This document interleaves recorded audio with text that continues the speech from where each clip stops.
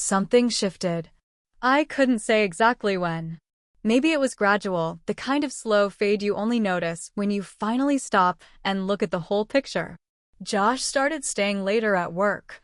Not a big deal at first. We've got 2 kids, bills, a house. Life gets loud. But then it was every night. Always something. A client. A deadline. A quick drink with coworkers that turned into 3 hours. He'd come home distracted. Smiling, but not at me. He kissed my cheek like I was furniture. Like I'd always be there, exactly where he left me. I blamed the usual stuff. Kids. Stress. The weird way a marriage can go flat without anyone meaning to. So I suggested therapy. Not to accuse. Just to fix whatever this was before it hardened into something worse. He was hesitant at first. Said we were just going through a phase. But then he brought up this therapist, Dr. Martha Lewis. I've heard good things, he said. Warm energy. Really intuitive. Warm energy. Sure. She was older, soft-voiced, the type who never interrupted. She listened with a calm that made me feel like I was the loud one in the room even when I barely said a word. Our first session felt okay. A little surface level, but fine. The second, weird. Josh opened up in a way I hadn't seen in months. Not about the marriage. About himself. His stress. His purpose. His need to feel alive again. And Martha? She leaned in. Smiled. Told him how brave he was. Me? I sat there like a third wheel in my own relationship. By the 4th session, I wasn't sure who the therapy was helping anymore. Josh seemed lighter when we left. Energized. Like he'd just had a deep tissue massage for his ego. At home, he was still distant. No real change between us. No closeness. No touch. Just polite exchanges and schedule coordination. I asked once, gently, do you think we're making progress? He smiled without looking up from his phone. Yeah. I feel better already. I didn't. Something was off. Not loud. Not obvious. Just off. You know that feeling when you walk into a room and forget why you came in? That's how being with Josh started to feel. Like I was always missing something. Like the real conversation was happening somewhere else, and I just hadn't been invited. But I told myself I was overthinking, that I should be patient, supportive, understanding. Because that's what a good wife does, right? She waits. She trusts. She gives it time.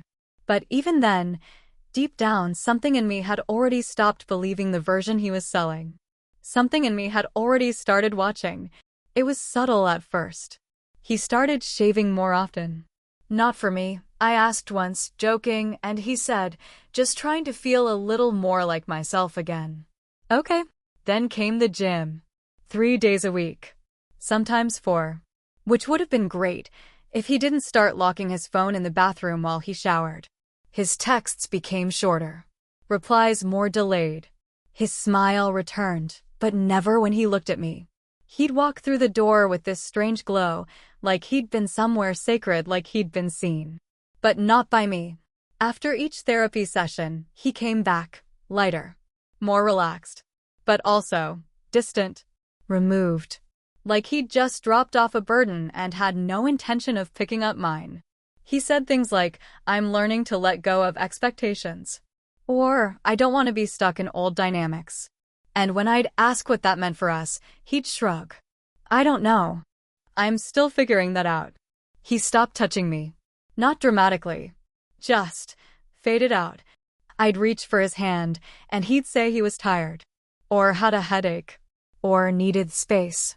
But he always seemed to have energy for everything else. New hobbies, podcasts, long showers, extended sessions with Dr. Martha Lewis, who now saw him one-on-one on Wednesdays. I asked once if he thought we should do more couple sessions together. He said, Martha thinks it's important I work on myself separately right now. Right. Of course she does. I started to feel like a side character in his self-improvement journey. He read books about emotional sovereignty. He started journaling, eating clean, cutting back on caffeine. But with me? Silence. Eye contact avoided. Physical presence without emotional presence. He once said, "I'm trying to rebuild my sense of self." I wanted to scream, "What about our sense of us?" But I didn't, because something in his voice said, this wasn't a conversation. It was a declaration. It wasn't just distance anymore. It was replacement. Like I was being swapped out for something newer, softer, more aligned with his growth.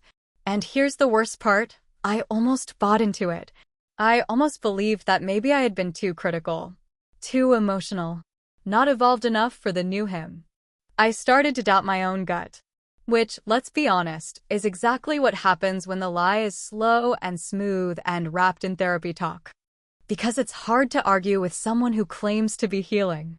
But healing doesn't erase intimacy. It doesn't avoid the people you built a life with. It doesn't smile at everyone except your wife. I didn't have proof. Not yet. But I had eyes. And I'd seen enough to know. Whatever this was, it wasn't healing. It was hiding. It was a Tuesday night. He was in the shower. His phone buzzed on the counter. Normally, I wouldn't have looked. But that night, I did. And there it was. ML. Just initials. No photo. Just 3 new messages. The preview read, "That was beautiful today. Thank you for opening up." I stared at it. Beautiful? I unlocked the phone. We still had the same passcode. I don't even know if he remembered that. The thread was short. Clean. Too clean. Everything else had been deleted. I checked the blocked list. ML wasn't there, but another number was saved under nothing, just digits. That number was texted a lot in the last 2 weeks. All gone now. But I saw the timestamps. Late. Always after our sessions. Or right before he'd suddenly decide to go for a drive to clear his head. I waited until he came out. He wrapped a towel around his waist and smiled like nothing was wrong. I asked, "Hey, who's ML?" He blinked. Just once. "Oh, that's Martha. Dr. Lewis. She sends me worksheets sometimes." At 11:32 p.m., he must have seen something on my face because he added, "It's part of the process. We're exploring emotional vulnerability." Exploring. Right. He kissed my forehead and walked off. And I stood there, feeling like someone had taken a match to the floor beneath me. Because now it wasn't just distance. Now it had a name. I couldn't sleep that night. I lay there, staring at the ceiling, feeling every molecule of silence in our bedroom. The next day, I called out sick from work. And I started digging. Phone records. Emails. Our shared calendar, which he hadn't updated in weeks. I checked the family iPad. He'd forgotten to log out of his cloud account. Location history. Deleted photos. Voicemails. One number showed up more than once. Different places. Different times. Always connected to one address, a private office suite that, surprise, wasn't listed on Dr. Lewis's official website. I searched it. It was hers. A second office. One she apparently didn't use for couples therapy. I felt sick. And then I got calm. The kind of calm that only comes when your body stops negotiating with the truth. That evening, when he said he was going to another individual session, I kissed him on the cheek, told him drive safe, and waited 5 minutes. Then I followed him. Just once. Just to know. Just to see it with my own eyes. I followed him. Not something I ever imagined myself doing, but that night, I did. He left the house at 6:47. Said he had a solo session at 7. That he might stop for tea on the way home. I waited 5 minutes, grabbed my keys, and followed his taillights down Maple. I stayed 2 cars behind. He wasn't in a rush. Like someone headed somewhere they felt safe. He drove across town. Not toward the office where we'd met Martha for couples therapy. No, this was a side street, residential, quiet. One of those neighborhoods where the houses all have ivy and no soliciting signs. He parked in front of a brick home with a blue door. No signage. No plaque. Just a house. I pulled over half a block away and watched. He got out of the car like he'd done it before. Straightened his shirt. Ran his fingers through his hair. The porch light flicked on before he even knocked. And then, there she was. Martha Lewis. Smiling. In a sweater I'd never seen, holding a wine glass. She didn't look like our therapist. She looked like a woman welcoming someone she missed. Josh stepped up, and they kissed. Not a stolen kiss. Not some guilty, frantic mistake. No. This was slow. Familiar. Like they'd done it many times. She touched his face. He laughed at something she said. They stood there for a minute, just holding onto each other. Then they walked inside. She closed the door behind them like they lived there together. I sat in my car for 10 minutes. I wasn't crying. I wasn't even breathing right. I just stared at that house and thought, so this is what betrayal actually looks like. Not a lipstick stain. Not a hotel receipt. Just a porch light. A soft laugh. A door that doesn't open for you. I drove home on autopilot. No music. No calls. Just the sound of my own breath in my throat. I got inside. Turned off all the lights. Made tea I didn't drink. Sat on the edge of the couch. And everything was still. That's what surprised me. I expected rage. Screaming. A smashed plate. But none of that came. Just silence. And this weird, heavy calm. I looked around our living room, the family photos, the kids' toys, the framed wedding vows I hadn't had the heart to take down. And I knew. This wasn't a one-time thing. This wasn't emotional confusion. This was a choice. Repeated. Maintained. Protected. By him. By her. By the woman who looked me in the eye and said, "This is a safe space." Safe for who? Certainly not for me. That night, I didn't confront him. I didn't even text. Because I wasn't ready to react. I was ready to plan. If he thought I was the same woman who walked into therapy asking how to save a marriage, he was already 2 steps behind. The next morning, I woke up early. Not because I couldn't sleep. Because I had work to do.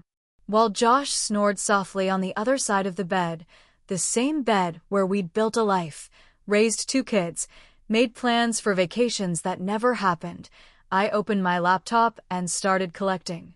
This wasn't rage. It was research. First, I backed up everything I'd already seen. The message from ML. The location pings. His call log. Screenshots from the iPad.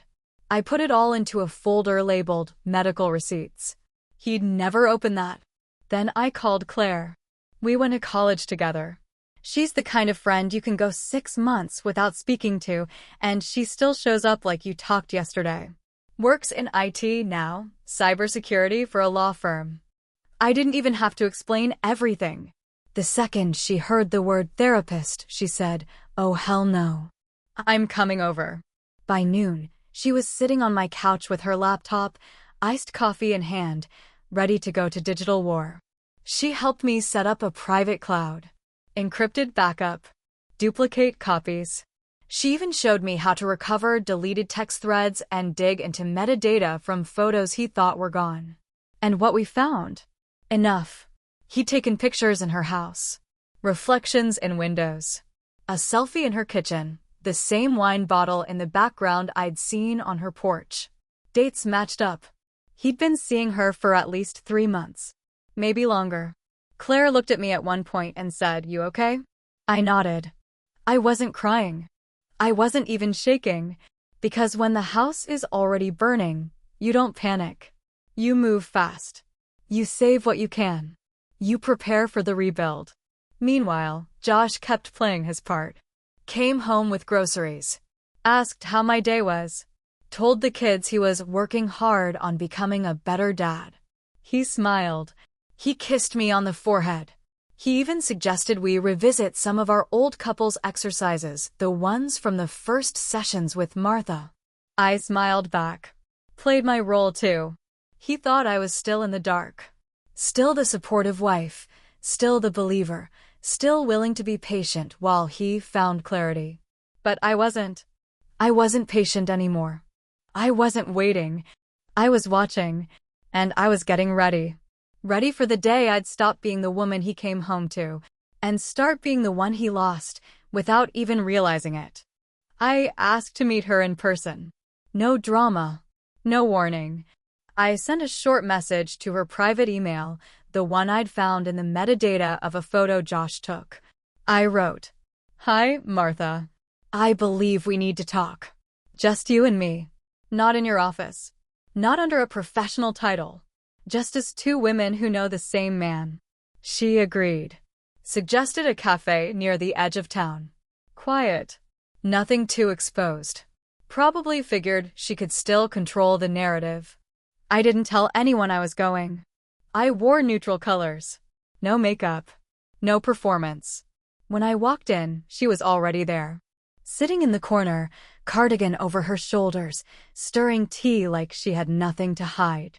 "Rachel," she said, standing to greet me like we were old friends. "Thank you for coming." I nodded. Sat down. We didn't order anything. I leaned in, calm, direct. "I'm not here to fight with you," I said. "I just want to hear the truth. Out loud. From you." Her face didn't flinch. She folded her hands, gave a small sigh, and said, "Yes, it's true." That was it. Just like that. I asked how long. She said it started during his solo sessions. That he opened up in a way she found deeply human. That they connected. That the boundaries blurred. I asked her if she knew we were still married. She said, and I quote, "He told me your marriage had been dead for years. That you were only staying together for the kids. That you hadn't touched each other in months." I didn't respond. Just let her keep talking. She said Josh insisted they weren't doing anything wrong. That their connection was organic, inevitable, and that therapy just accelerated what was already there. She used words like soul-level bond and trauma unwinding. I used one word, unethical. Her mouth tightened. I told her I had the messages, the timestamps, the house photos, the private sessions scheduled during school hours. I didn't say I had audio, but I did. She straightened her back. Swallowed once. "You came here to threaten me?" "No," I said. "I came here to document you." Then I stood. I didn't throw water in her face. I didn't yell. I didn't even curse, though my hands were shaking as I picked up my phone and slid it back into my coat pocket. I looked her in the eye. "You had a duty. You chose indulgence over integrity. You didn't just take my husband. You took the safe space I trusted." She didn't reply. I walked out, stood on the sidewalk, took one long, deep breath, and felt the last thread of denial finally snap. It wasn't just betrayal. It wasn't even about Josh anymore. This was power. Misused. Boundaries. Violated. And I wasn't going to be silent about it. The kids were at my parents' that night. I told Josh it was for a quiet night in just the two of us. He nodded, didn't ask questions. He thought maybe this was the moment I'd soften. He was wearing one of his old college hoodies, the one I used to steal when we were 22 and happy. He sat on the couch, scrolling his phone. I brought in 2 cups of tea, set one in front of him. Then I sat across from him, not next to. Not this time. "Josh," I said quietly, "we need to talk." He looked up, smiled halfway. "Sure, babe. What's up?" I pulled out the folder. Paper. Screenshots. Printouts. Dates. Names. I didn't throw them. I placed them. Neat. Calm. He looked at the top page. His face stiffened. He flipped to the second. And then he froze. "What is this?" he asked, like he didn't recognize his own texts. "You tell me," I said. Silence. He set the papers down. Looked at me. Eyes twitching. Jaw tight. "You've been spying on me?" "No," I said. "I've been confirming what I already knew." He stood up, pacing now. Classic move. "This isn't fair," he started. "You haven't exactly been present. You've been cold." I felt alone. I needed understanding. I cut in. He nodded quickly, like that word saved him. I needed someone to hear me. Martha, she listened. It wasn't physical. Not at first. It was emotional. She got me in a way you haven't in years. I stared at him, then said, slowly, "You slept with our therapist." He looked away. Didn't deny it. I reached into my bag and pulled out one last envelope. Inside, the signed petition for divorce. I'd already had the lawyer prep it. I set it in front of him. He stared at it like it was a weapon. His voice cracked. "Wait, can we talk before we throw everything away?" I shook my head. "We're not throwing anything away, Josh. You already did." He dropped onto the couch, head in hands. And I just sat there, watching the man who once swore to protect my heart try to salvage his own skin. No yelling. No slammed doors. No begging. Just the end. Quiet and clear. And honestly, that was enough. The next morning, I woke up before the sun. Not because I was restless, because I was clear. First, I filed the complaint. The official form was dry, clinical. Boxes to check. Dates to input. A section for supporting evidence. I attached it all. Screenshots. Voicemails. Calendar entries. A notarized copy of the timeline I built with Claire's help. I hit send. Then I wrote a review. Not a rant. No profanity. Just facts. Precise, professional, the kind of thing that makes people read twice. I posted it to every therapist review platform I could find. Be cautious with Dr. Martha Lewis. As a former patient, I experienced a profound breach of professional ethics. She entered into a personal relationship with my husband during active therapy. I have filed a formal complaint with the state board. This is not about revenge. This is about accountability. I didn't expect anyone to respond. But they did. 3 days later, I got an anonymous message from a woman named Elle. She said, "I think we need to talk." I had sessions with Martha too. My husband and I. And something felt off. Then another. From a woman in Phoenix. Her email subject line just said, "You're not alone." Turned out, Martha had a pattern. Different states. Different names. But always the same blueprint. She'd get close to one spouse, blur boundaries, build emotional dependency, then cross the line. Sometimes it didn't get physical. Sometimes it did. But every time, someone walked away confused, broken, and betrayed. I compiled it all. Organized the evidence. Sent it to the licensing board as an addendum. And then I stopped. No press. No interviews. No call-outs. I didn't need the noise. I just needed the truth on paper. 3 weeks later, I got the notice. Her license was suspended pending full investigation. Her practice closed indefinitely. Her website went offline. The phone number was disconnected. I didn't smile. I didn't celebrate. This wasn't a win. It was just the bare minimum. Justice in its most clinical form. Josh never asked about it. Maybe he didn't know. Maybe he did and didn't care. Or maybe he was too busy crawling out of the mess he helped create. I didn't ask. I didn't mention her name again. The damage was already done. What mattered now was repair. Not revenge. Restoration. And I'd started. Quietly. Deliberately. On my own. Time didn't heal everything, but it gave me space. The house felt emptier after he left. Not just physically, spiritually. Like someone had opened all the windows after a storm and let the air change. The kids asked questions, of course. I gave them answers that fit their age, not my pain. Daddy and I are living in different places because we want to be better parents. They nodded. Kids accept more than we think as long as you keep the fear out of your voice. I focused on routine. Lunches. School drop-offs. Laundry. I brought my old consulting work back online. Clients I hadn't talked to in years welcomed me back like I'd never left. I worked late at the kitchen table most nights, headphones in, soft jazz playing. I wasn't lonely. I was rebuilding. And not to prove anything. Just because it felt good to be capable again. Claire came by often. She made me laugh. She reminded me that I was still sharp, still whole, even when I didn't feel like it. One Saturday, she dragged me to a bookstore event, local authors reading poetry or something equally intimidating. That's where I met him. Michael.